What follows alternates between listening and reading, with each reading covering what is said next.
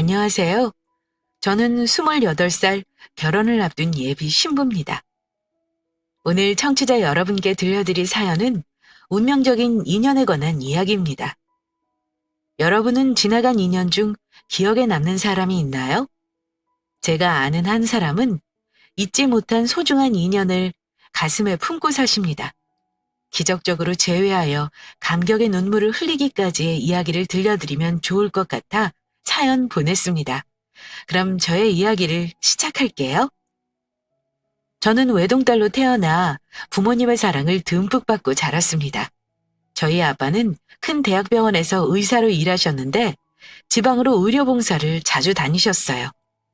그러다 제가 고등학생이 되던 해에 교통사고로 불구가 되셨습니다. 여보, 정신이 좀 들어요? 어, 여기가 어디야? 병원이에요. 당신 정말 큰일 날 뻔했어요. 어떻게 된 거야? 앞에 오던 차에 부딪힌 것까지는 기억나는데. 차량 이상으로 앞에 차가 당신 차를 들이박았대요. 당신은 크게 다쳐서 일주일 만에 깨어났다고요. 난 당신이 영영 못 일어날까 봐 얼마나 마음 졸였는지 몰라요. 그런데 내 몸이 왜 이래? 몸이 말을 안 들어. 왜 이렇게 안 움직이는 거야? 아무래도 이상해. 여보, 의사 좀 불러줘. 여보. 일주일 만에 깨어난 아빠는 움직이지 않는 몸에 놀라서 어떻게든 움직여보려 안간힘을 쓰셨어요. 그러다 다리와 팔이 이상하다는 걸 눈치채셨습니다. 내 다리와 팔이 왜 이래? 대체 왜? 여보, 진정해요. 아니야, 이럴 리가 없어. 이건 말도 안 돼. 아빠는 사고 당시 심하게 찌그러진 상태에서 전복되어 크게 다치셨어요. 하필 척수신경 쪽에 손상이 가서 되살릴 수 없는 상태였습니다. 그래서 두 다리와 팔 한쪽에 심각한 마비가 왔죠. 의사 말로는 쉽사리 회복되지 못할 거라 했습니다. 아빠는 자기 모습에 큰 충격을 받으셨고 한동안 자신의 처참한 모습을 받아들이지 못하셨어요. 이거 꿈이지. 꿈일 거야. 내가 악몽을 꾸는 걸 거야. 여보, 내가 꿈에서 깨어나게 도와줘. 여보, 정신 차려요. 이거 꿈 아니고 현실이에요. 아니야, 이건 다 꿈이야. 내가 만들어낸 잘못된 어상이라고. 받아들이기 힘들겠지만 모두 사실이에요. 제발 정신 좀 차려요. 계속해서 현실을 부정하던 아빠는 어느 순간 모든 것이 사실임을 깨닫고 하루하루 인생을 포기한 사람처럼 지내셨어요. 밖에 일절 나가지 않고 커튼을 친 어두운 방 안에서 고립된 생활을 선택하셨습니다. 여보, 언제까지 이러고 있을 거예요? 당신 마음이 얼마나 괴로울지 잘 알지만 이런다고 해결되는 게 아니잖아요. 그럼 내가 뭘 할 수 있는데? 여보, 난 이제 아무것도 할 수 없어. 더 이상 환자를 고칠 수도 의사로서의 삶도 다 끝이야. 의사가 아니면 어때요? 그게 뭐 대수라고. 나한테는 전부였어. 내가 살아있음을 느끼는 유일한 행복이었다고. 내 손으로 직접 아픈 사람을 낫게 하고 그들의 고통을 회복시켜주는 게 내가 사는 이유였어. 그럼 하면 되잖아요. 당신은 얼마든지 할 수 있어요. 우리가 옆에서 뭐라도 도울 테니까 다시 한번 시작해보자고요. 틀렸어. 이딴 몸으로 내가 뭘 할 수 있는데. 제대로 서 있지도 못하고 휠체어에 몸을 의지하는 내가 환자를 고친다고? 어느 환자가 나한테 맡기겠어? 본인 몸 하나 지키지 못한 의사한테. 여보, 정말 왜 그래요? 당신 이렇게 나약한 사람 아니었잖아요. 해외 보면 몸이 불편해도 여러 방법으로 환자 고치는 의사들 많아요. 당신도 하면 되지 뭐가 문제예요? 지금부터 재활치료 꾸준히 하면서 노력하면 되잖아요. 전과 달라진 건 하나도 없어요.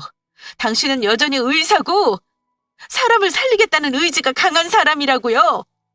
아니, 나는 의사고 뭐고 아무것도 하고 싶지 않아. 이런 몸으로 환자 앞에 나서고 싶지도 않고. 당신하고 우리 딸한테는 참 미안하지만 난 이제 삶에 이유가 없어. 내가 사고를 당한 순간부터 내 의사 인생은 끝난 거라고! 환자를 살리겠다는 신념 하나로 바쁘게 뛰던 아빠의 심장은 죽은 거나 다름없었습니다. 살아있는 송장이 이런 건지 처음 알았어요. 정신적인 상실감이 워낙 커서 그런지 마음을 쉽게 열지 않으셨습니다. 몇 년 동안 우울증으로 정신과 치료까지 받으셨어요. 그런 아빠를 위해 엄마와 저는 부단히 노력했습니다. 그러다 제가 의대에 합격하고 전문의 과정을 밟게 되니 아빠는 그런 저를 자랑스러워하시며 점차 좋아지셨습니다. 아빠, 그렇게 좋아? 좋지. 그럼 우리 딸이 귀한 목숨 살리는 의사가 됐는데. 네 아빠가 정말 좋기는 좋은가 보다. 의대에 합격하고 대학병원에서 인턴 지났을 때부터 외출도 잦아지고 사람들한테 딸 자랑을 얼마나 하는지 몰라. 당연히 자랑할 일이지. 내 딸이 나처럼 의사가 됐는데 얼마나 기특한지 몰라. 맞아. 나도 아빠처럼 의미 있는 일을 하고 싶어서 의사가 된 거야. 그래. 이제 이 손은 사람 살리는 귀한 손이야. 네 손에 수없는 사람들의 목숨이 달렸지. 비록 아빠는 그런 의미 있는 일을 그만둬야 했지만 우리 딸은 많은 사람을 살리는 훌륭한 의사가 되었으면 좋겠다. 아빠는 우리 딸이 꼭 해낼 거라 믿어. 삶에 한 줄기 희망 없이 막연히 살아가던 아빠에게 저는 다시 희망이란 걸 꿈꾸게 해주는 사람이었습니다.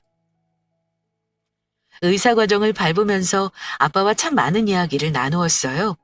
제가 의학적으로 어려워하는 부분이 있으면 선배로서 많은 도움을 주셨습니다. 아빠는 저로 인해 다시 의미 있는 꿈을 꾸고 싶어 하셨어요. 그렇게 아빠는 점차 예전의 모습을 되찾으셨죠. 그리고 저는 아빠와 같은 의사가 됨과 동시에 어엿한 숙녀로서 결혼을 준비하게 되었어요. 그런데 아빠가 할 말이 있다며 조용히 부르시더니 상견례에 참석하지 않겠다고 하시더군요. 아빠, 그게 무슨 말씀이세요? 상견례 때 안 오신다니요? 내가 가봤자 뭐 하겠니? 너한테 안 좋기만 하지. 안 좋을 게 뭐가 있어요? 딸이 결혼한다는데 예비사돈 얼굴 보셔야죠. 예비사돈들도 눈이 있는데 불구인 아빠가 앉아있으면 보기 흉할 거 아니니? 너희 결혼에 관한 이야기를 나눠야 할 자리에 휠체어 탄 아빠가 있는 건 보기 안 좋아. 그게 뭐라고요? 아무도 이상하게 생각 안 해요. 넌 가족이니까 괜찮다고 생각하겠지. 하지만 남들 눈에는 난 그저 몸이 온전치 않은 장애인일 뿐이야. 측은지심으로 바라볼 그런 장애인. 난 아직도 그런 시선이 낯설구나. 너한테도 면모가 없고. 아빠. 그러니 아빠 뜻을 존중해줬으면 좋겠구나. 상견례 때 내 엄마만 나가는 걸로 하고 상의해야 할 건 나중에 엄마와 이야기 나누마. 우리 딸한테는 참 미안하지만 아빠의 부탁 꼭 들어주렴.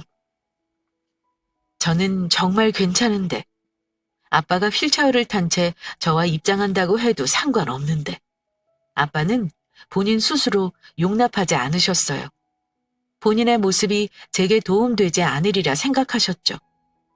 엄마와 저는 괜찮다며 몇 번이나 아빠를 설득했지만 미안하다는 대답만 돌아왔습니다. 아빠는 본인 뜻을 존중해달라며 호소하셨고 하는 수 없이 그 뜻을 받아들여야 했어요. 그리고 이 사실을 예비 시부모님께 전했습니다. 그런데 예비 시모는 뜻밖의 반응을 내보이셨어요.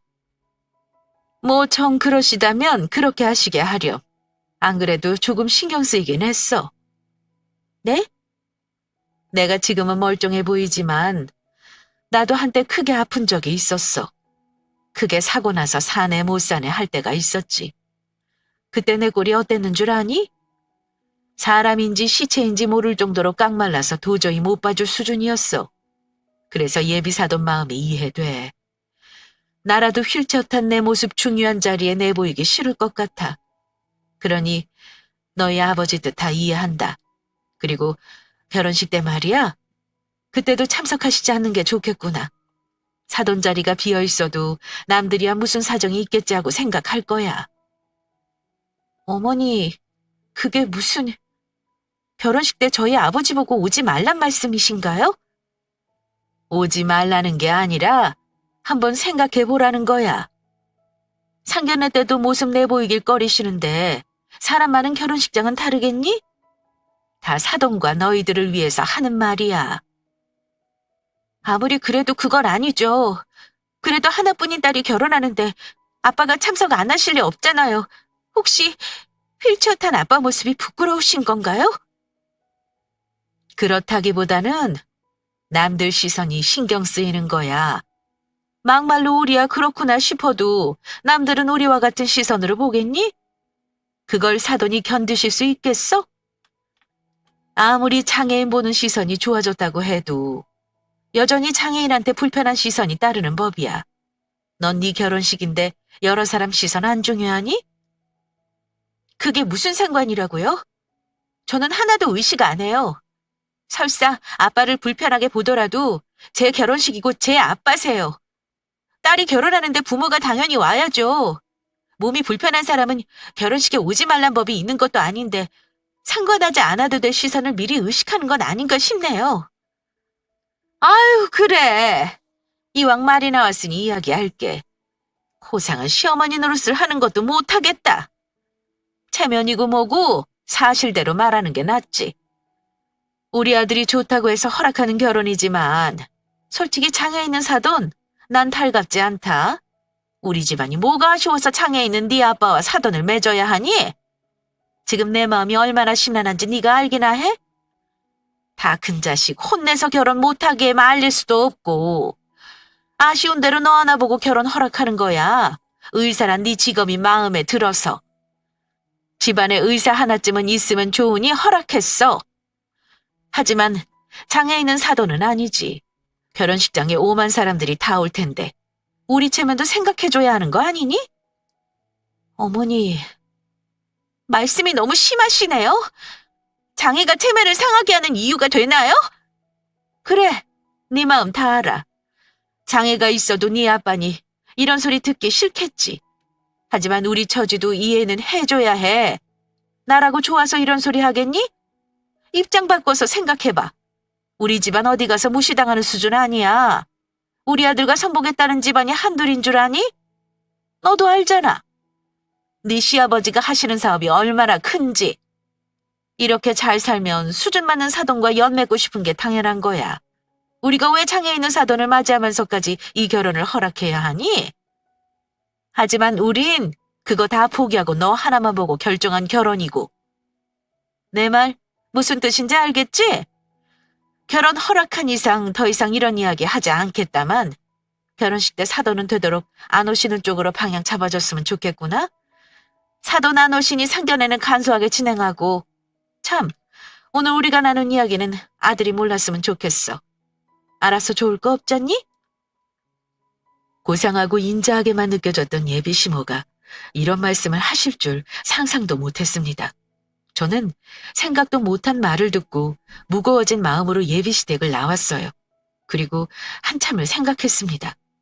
예비 시모는 남자친구가 몰랐으면 한다지만 제 딴에는 꼭 알아야 한다고 생각했어요. 그래서 남자친구를 만나 오늘 일을 의논했습니다. 어머님이 자기한테는 비밀로 하라고 하셨지만 난 자기도 알아야 한다고 생각해. 우리 결혼이고 우리가 결정해야 하는 문제니까. 당연하지. 이야기 잘했어. 그나저나 우리 엄마가 하면 안 될 말씀을 하셨네. 내가 대신 사과할게. 별로 안 놀라네? 이 말 듣고 놀라야 하는 게 정상인데 자기 알고 있었구나? 결혼 허락받기까지 반대가 조금 있으셨어. 왜 진작 말하지 않았어? 난 그런 줄도 모르고. 말해봤자 좋은 거 없잖아. 자기만 속상할 뿐이지. 이제 뭘 어떻게 해야 할지 모르겠어. 난 어머님 말씀대로 할 생각 전혀 없는데 어머님 아버님은 그걸 바라시니 고민스러워. 자기는 내가 어떻게 했으면 좋겠어? 어머님 아버님 생각과 같아? 그럴 리가. 난 부모님과 같은 생각이 아니야. 자기 아버지고 내 장인어른이신데 당연히 참석하셔야지. 우리만 그렇게 생각하면 뭐해. 정작 어머님하고 아버님은 그렇게 생각 안 하시는데. 내가 해결할게. 자기가? 어떻게? 그랬다간 나만 더 미움받겠어. 자기한테 비밀로 하라고 하셨는데 다 잃은 꼴이잖아. 결혼식 때 장인어른 참석 안 하신다는 말 듣고 내가 반대했다고 하면 되지. 돌아가신 것도 아니고 멀쩡히 살아계시는데 왜 참석을 안 하시냐고. 내가 어떻게든 장인어른 설득해본다고 했다 해. 부모님 내 고집 잘 아시니까 더 말씀 못 하실 거야. 혹시라도 나중에 따로 불러내시거든 바쁘다고 피해. 만나야겠거든 나 꼭 데리고 가고. 괜찮을까? 어머님 되게 싫어하시는 것 같았는데. 걱정 마. 이렇게 든든한 서방이 딱 지키고 있는데 무슨 걱정이야? 그러니까 장인어른 꼭 모시고 결혼식 올리자. 딸이 결혼하는데 와서 축하해 주셔야지. 다행히 남자친구는 예비 시부모님과 생각이 달랐습니다. 오히려 걱정이 난무하는 상황에 저를 든든히 지켜주었어요. 저는 그런 남자친구를 믿고 아빠에게 별다른 내색하지 않았습니다. 그랬더니 며칠 후 예비 시모에게 전화가 걸려왔어요. 바쁘니? 네, 잠시 통화는 괜찮아요. 무슨 일로 전화하셨어요? 결혼식 관련해서 이야기할 게 있어. 좀 봤으면 하는데 어떠니? 죄송해서 어쩌죠? 제가 요즘 병원 일이 바빠서요. 지금도 곧 있으면 수술 들어가야 해요. 그러니? 그럼 하는 수 없이 전화로 짧게 이야기하마. 인성이가 그러더라. 결혼식 때 장인어른 꼭 참석하도록 설득한다고. 아, 네. 저한테도 그렇게 말하더라고요. 네가 확실하게 선 그어서 말해줄 순 없니? 이제 머리 컸다고 부모 말은 귓등으로도 안 듣는구나. 저도 어렵다고 이야기했는데 계속해서 설득해보겠다고 하네요. 장인어른 장애 있다고 여러 사람한테 다 보여주고 싶은가 보다.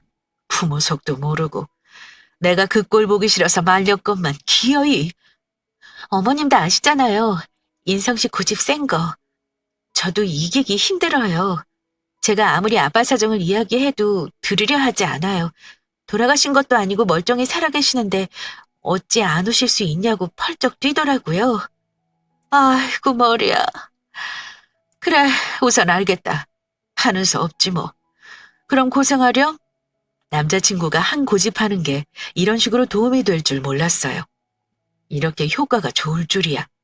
저도 어찌할 방도가 없다는 식으로 밀고 나가자 예비 시모는 한숨을 길게 내쉬더니 알겠다고 전화를 끊으셨습니다. 대충 한 고비를 넘겼으니 결혼식 때까지만 어떻게 버텨보지 싶었는데 예비 시모는 이런 제 생각을 비웃듯 우리 집에 찾아오셨습니다.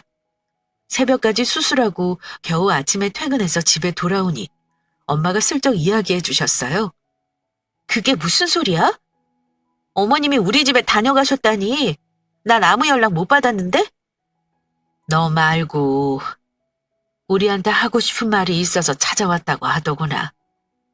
그것보다 너 왜 진작 말 안 했니? 예비 시부모가 결혼식 때 네 아빠 참석 안 했으면 좋겠다고 했다며? 그걸 말씀하셨어? 우리한테 부탁하러 왔어. 결혼식 때 네 아빠 참석 안 했으면 좋겠다고. 어떻게 그런 이야기를 아빠 앞에서... 그래서? 아빠는 뭘 하셔? 엄마는 뭐라고 했는데? 네 아빠가 뭐라고 했겠니? 그러겠다고 했지. 뭐? 본인이 딸 결혼식에 방해가 된다는데 싫다고 할 부모가 어디 있어? 널 위해서 알겠다고 했지. 엄마가 말렸어야지. 엄마도 알잖아. 그게 무슨 방해가 된다고. 우리야 그렇지.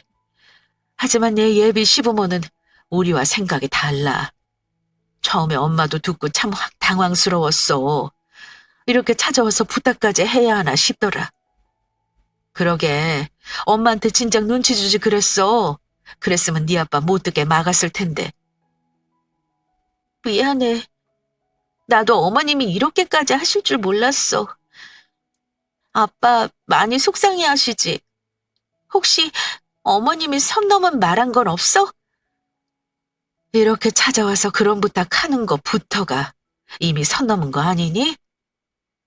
사람 좋게 봤더니 고상한 척하면서 할 말 다 하더라. 뭐라고 하셨는데? 대단한 집안에서 결혼 허락했으면 우리도 어느 정도 양보해야 한다고. 결혼식 날 장에 있는 네 아빠 휠체어 끌고 꼭 입장해야 되냐면서. 본인들 체면도 있으니 오지 말고 마음으로 축하해 주는 게 좋을 것 같다고 했어. 해녀라도 아들이 오시라고 난리쳐도 눈치껏 빠져달라고. 정말 그렇게 말씀하셨다고? 엄마의 말을 듣고 저는 두 다리에 힘이 풀려 주저앉았습니다. 그리고 이 말을 들은 아빠의 마음은 어땠을까 생각하며 한없이 눈물만 흘렸어요. 정말 너무하다. 자식이 결혼하는데 장애가 있다고 오지 말라니. 그깟 체면이 뭐라고. 네 아빠 딱해서 어쩌니? 겉으로는 괜찮다고 가지 않을 테니 염려 마시라고 덤덤하게 말하는데 내 속이 다 무너지더라. 저는 참을 수 없는 눈물을 흘리며 겨우 마음을 다잡고 일어났어요. 그리고 아빠가 있는 방으로 향했습니다. 아빠는 눈물 범벅이 된 제 얼굴을 보시더니 이해한다는 옅은 미소를 지어주셨습니다. 괜찮아. 울 것도 없어. 아빠, 미안해요. 결혼이 뭐라고 아빠한테 상처까지 드리면서 그런 소리 듣게 해드려서 정말 죄송해요. 그래. 솔직히 그 말 들었을 때 마음이 참 먹먹해지더라. 다 내 잘못이지. 내가 미처 그 생각을 못했어. 상견례뿐만 아니라 결혼식장도 안 간다고 미리 말했어야 하는데 꼴이 이런 못난 아빠라도 우리 딸 웨딩드레스 입은 모습 보고 싶었나 보다. 아빠? 아무리 우리 딸 손잡고 식장 들어가고 싶어도 휠체어 끌고 들어가는 건 보기 안 좋지. 결혼식 날 아빠가 옆에 없어도 우리 딸 잘할 수 있지? 아빠는 여기서 우리 딸 행복하게 잘 살라고 기도할게. 혹시라도 아빠한테 미안해 하지 마. 우리 딸 잘못한 거 하나 없으니까. 다 못난 아빠 잘못이야. 그런 게 어딨어? 아빠가 뭘 잘못했는데. 나 아빠 없이 결혼식 안 해. 아빠 딸이 결혼하는데 와서 축하해줘야지.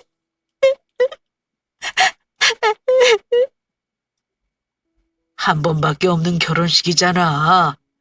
장애 있는 아빠의 딸로 보이지 말고 평범한 부모의 딸로 보이는 게 훨씬 나아. 아빠랑 같이 있으면 같은 시선 받을 거야. 좋은 날 예쁘게 주목받아야 할 네가 잠시라도 아빠한테 가려지는 거 싫다. 나도 싫어. 아무도 그렇게 생각 안 해. 그렇게 생각하는 사람이 이상한 거야. 장애가 잘못은 아니잖아. 아빠도 이렇게 아프고 싶어서 아픈 게 아닌데. 사람들은 내가 어떤 사람인지 관심 없어. 그저 눈에 보이는 것만 보고 싶어 하지. 아빠는 우리 딸이 예쁘게 결혼식 올리고 행복하게 잘 살면 됐어. 괜히 아빠 때문에 시댁에 미움 산 건 아닌지 모르겠다. 아이고, 그만 울어. 고운 얼굴 퉁퉁 붓겠네. 이날 아빠를 붙잡고 얼마나 울었는지 모릅니다. 덤덤한 척 웃으며 이야기하시지만 아빠의 붉어진 눈을 봤어요. 죄송스럽고 또 죄송스러운 마음에 목 놓아 울었습니다. 아빠도 그런 저를 달래시며 같이 눈물을 흘리셨죠. 한바탕 울고 나니 그 어느 때보다 정신이 또렷해졌습니다. 본인의 체면을 위해 우리 아빠 가슴에 대못을 박은 예비 시부모를 도저히 용서할 수 없었어요. 저는 혼자 파혼을 결심했습니다. 다음 날 병원에 급히 휴가를 내고 시댁에 방문하려 현관문을 열었습니다.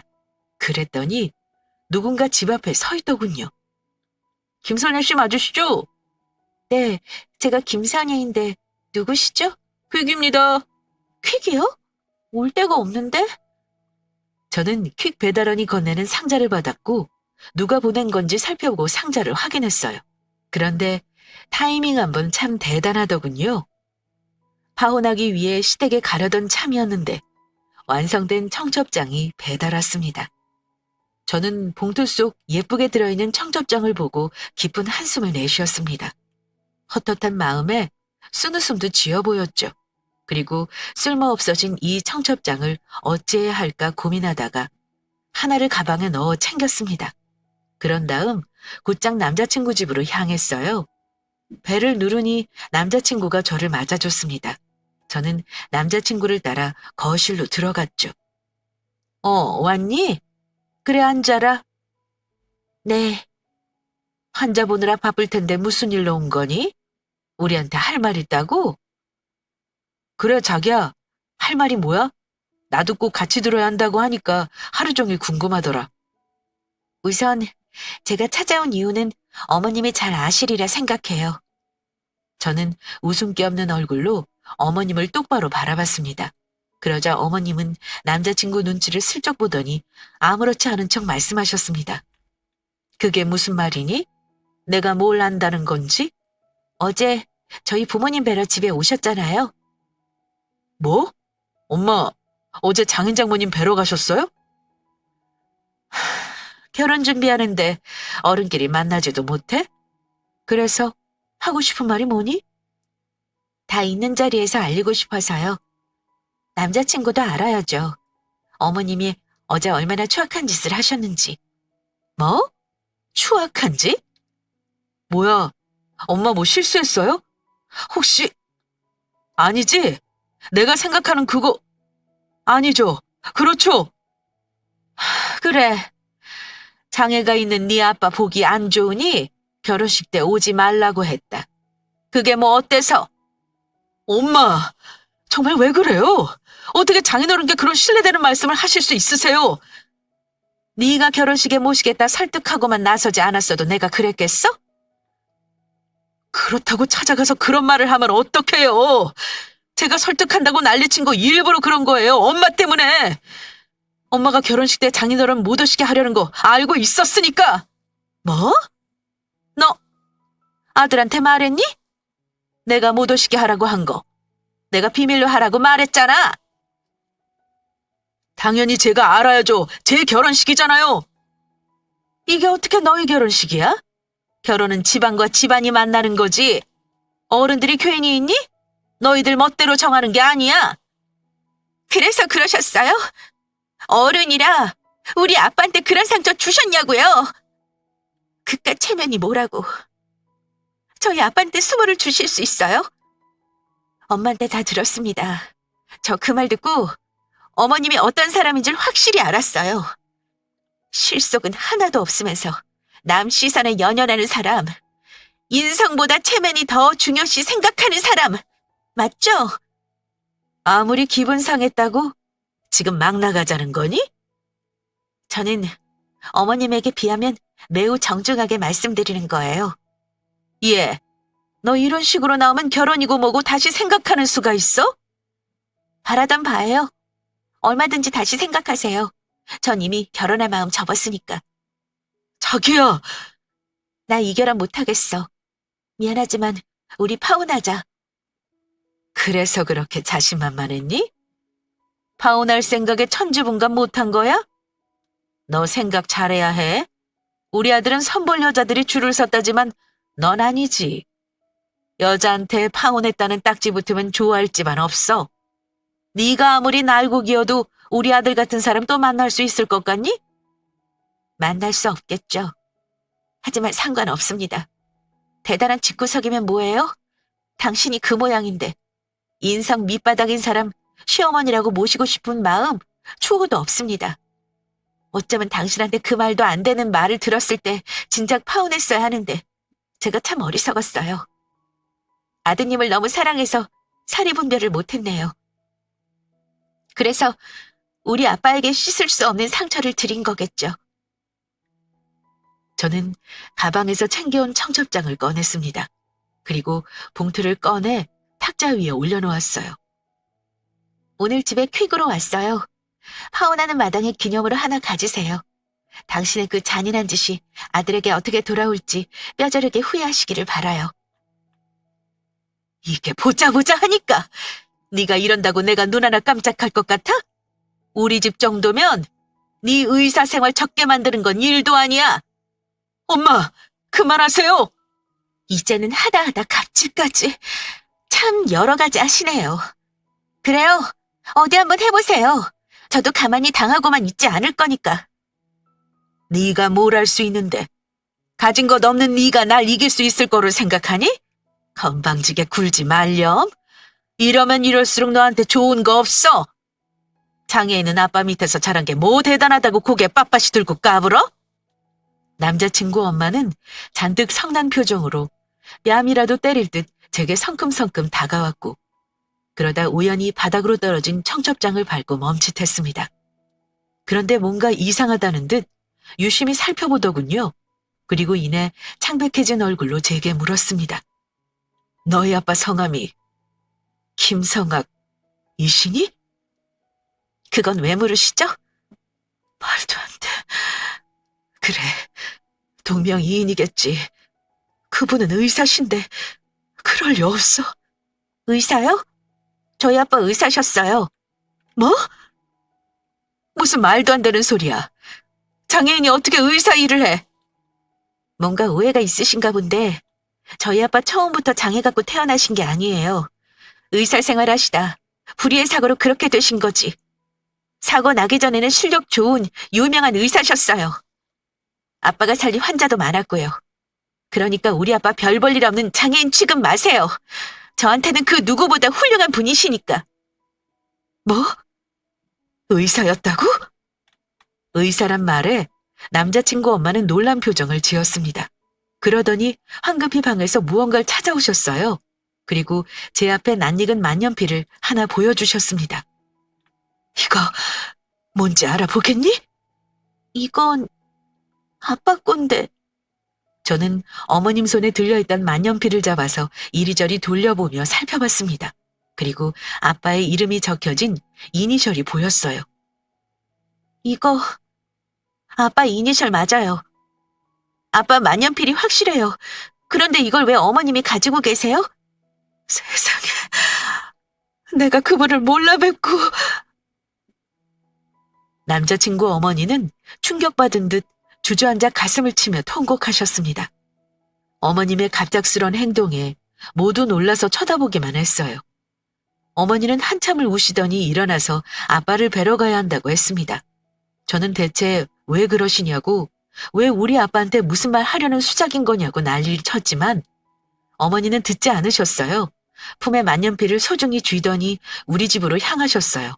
저와 남자친구는 그런 어머님의 뒤를 따라갔습니다. 어머니는 집에 도착하시자마자 다급히 문을 두드리셨고 엄마가 문을 열어주셨어요.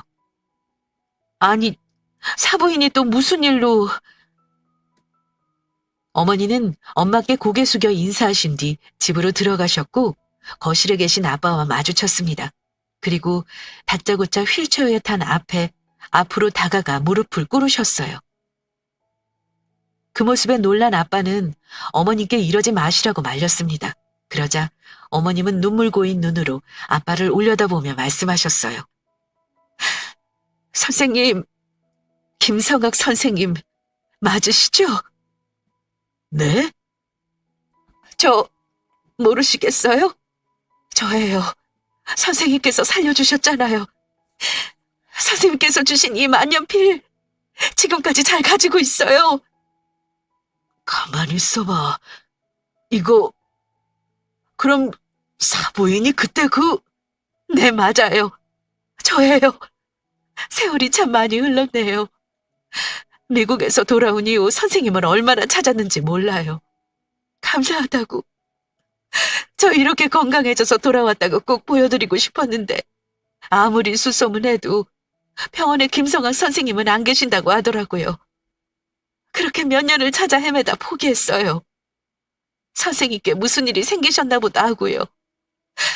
그런데 이렇게 다치신 줄도 모르고. 아빠는 어머님의 말씀을 듣고 많은 생각에 잠긴 표정을 지으셨습니다. 어머니는 계속해서 지난 날에 관한 이야기를 털어놓으셨어요. 선생님이 아니셨다면 지금의 저는 없는 목숨이에요.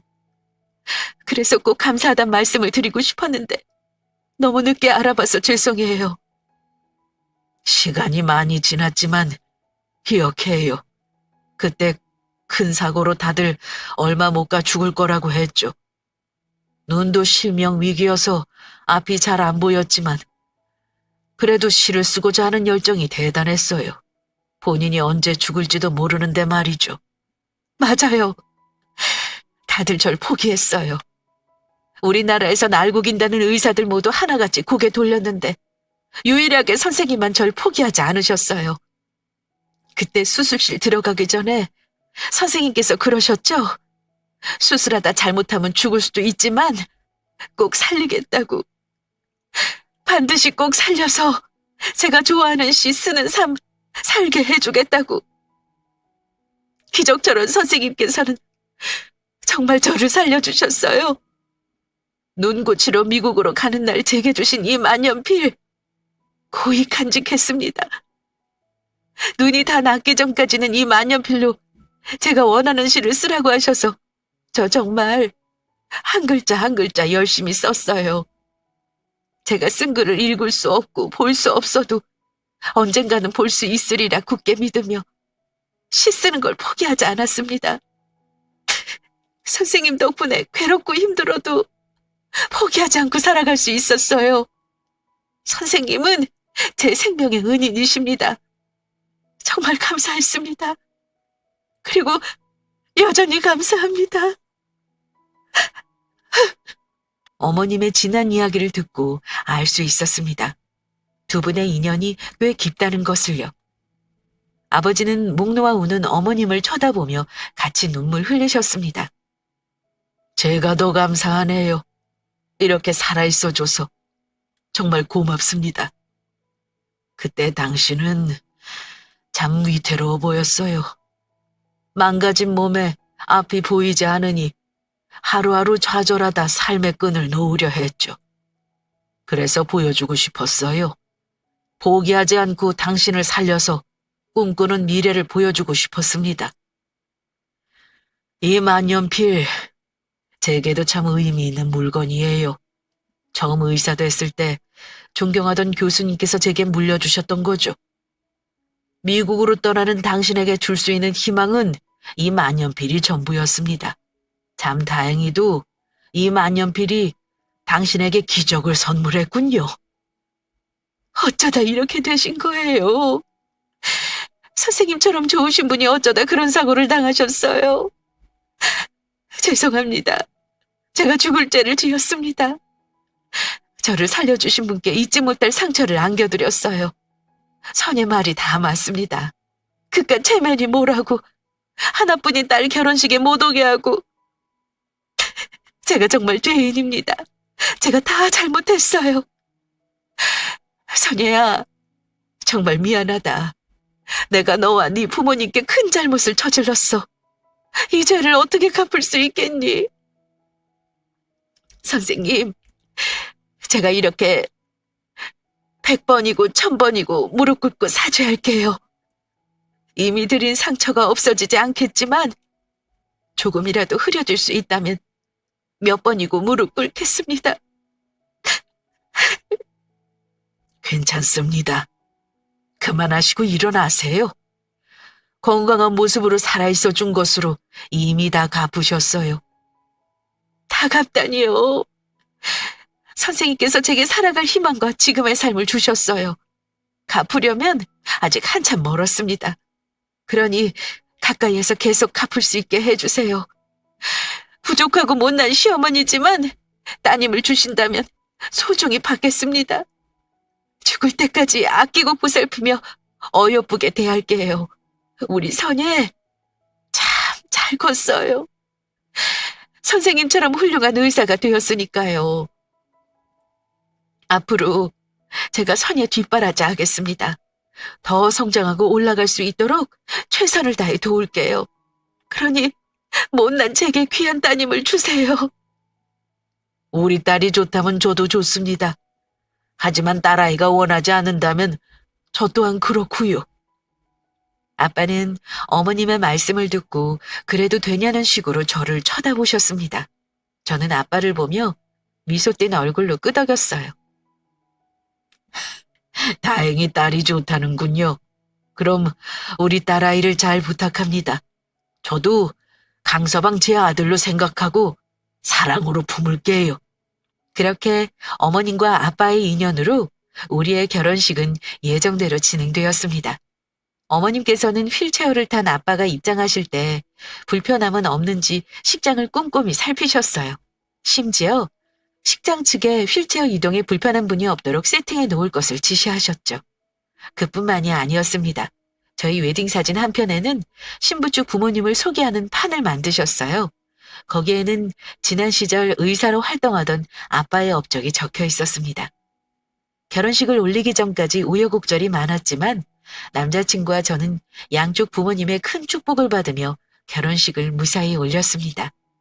현재는 남편과 행복한 결혼 생활을 보내고 있어요.